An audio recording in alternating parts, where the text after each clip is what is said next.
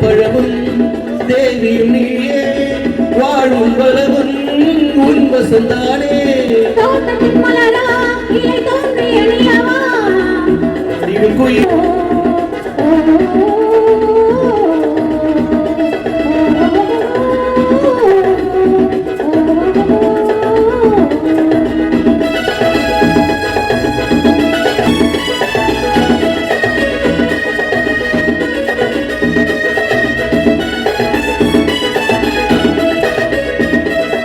பெண்ணுக்கு ஏனோ இத்தனை அழகு வழங்கிடத்தானே சுற்றிடும் நிலவு வெண்ணிற மேகம் அழைத்தது போலே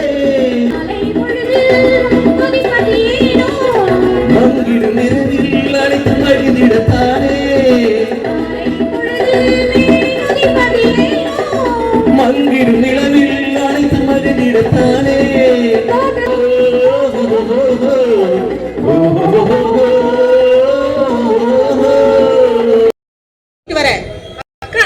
ஒரு அவேர்னஸ் ப்ரோக்ராம் இருந்தது, அங்கதாங்க போயிட்டு வரேன்.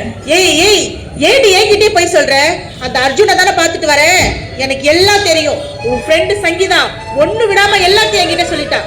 ஏய், அந்த அர்ஜுன் யார் தெரியுமா? நம்ம ஊர் பெரும் பணக்கார நாகலிங்கத்தோட ஒரே மகன். ஏழைகளோட வயிற்றுல அடிக்கிற மகா துரோகி மகன் தான் இந்த அர்ஜுன். அதனால என்னக்கா? அப்பா அயோக்கியனா இருந்தா பையனும் அந்த மாதிரிதான் இருப்பாங்கன்னு நினைக்கலாமாக்கா? ஏய், அவன்கிட்ட தப்பான பழக்கமெல்லாம் இருக்குடி. அவன் பணபலம் உள்ளவன். பணத்தை கொடுத்து எதையும் சாதிக்க நினைக்கிறவங்க. அவங்களோட வலிமைக்கும் நம்ம அப்பாவோட மென்மைக்கும் சம்பந்தின்னு சொந்த கொண்டாட முடியாது, புரிஞ்சுக்கோ. அக்கா, பல்லு வலிமையானதுதான், நாக்கு மென்மையானது. பல்லு விழுந்துடுக்கா, நாக்கு விழாது. நீர் கூட மென்மையானதுதான்.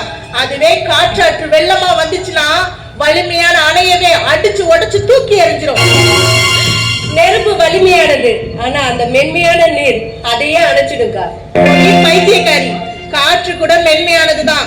தென்றலா வீசுற வரைக்கும் அதுவே புயலா மாறிச்சு வலிமையான மரத்தையே அடியோட சாச்சிரும். வன்மையின் வெற்றி அற்பமானதுக்கா, பெண்மையின் வெற்றி நுட்பமானது. ஆண் வலிமையானவன் வென்று விடுவான். ஆண் பெண்ணை விட உடலால வென்று விடலாம். ஆனா அந்த பெண் அன்பால பேச்சால அந்த ஆணையே மாற்றிட முடியுங்களா? தவறையே தொழிலா கொண்டவங்களை திருத்தணும் நினைக்கிற முயற்சி மணலை கயிறா திரிக்கிற வாய்க்கால வார்த்தை. நிறைய பேரு வெளித்தோற்றமான உடம்ப ஆண்டில்லான்னு நினைக்கிறாங்க. மனதை ஆட முடியாதுக்கா. நான் அர்ஜுனுக்கு என்னோட மனசை பறி கொடுத்திருக்கேன்.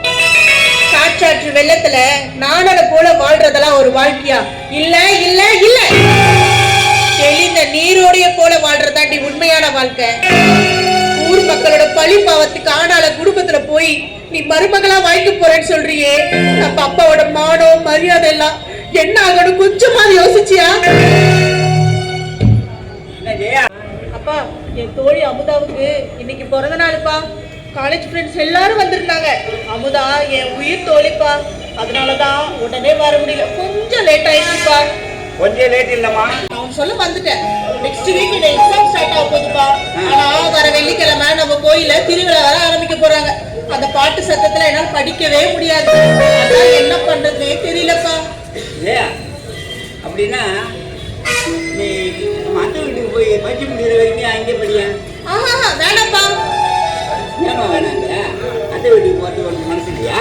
அப்படி இல்லப்பா, அங்க மாமா இருக்குமே.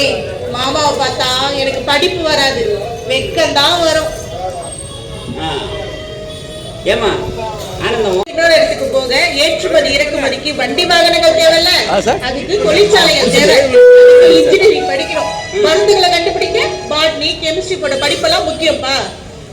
இந்த மாதிரி படிச்சு உருவாக்கி கண்டுபிடிச்சத பொதுமக்கள் கிட்ட விளம்பரமாவும் செய்தியாவும் கொண்டு போய் சேர்க்கறதுக்கு விஷுவல் கம்யூனிகேஷன் படிப்பு முக்கியம்ப்பா.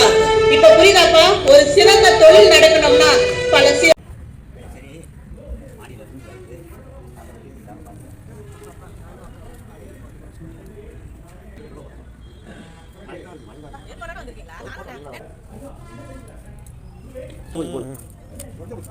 புது பொண்ணு இது நாளைக்கு போனோம்.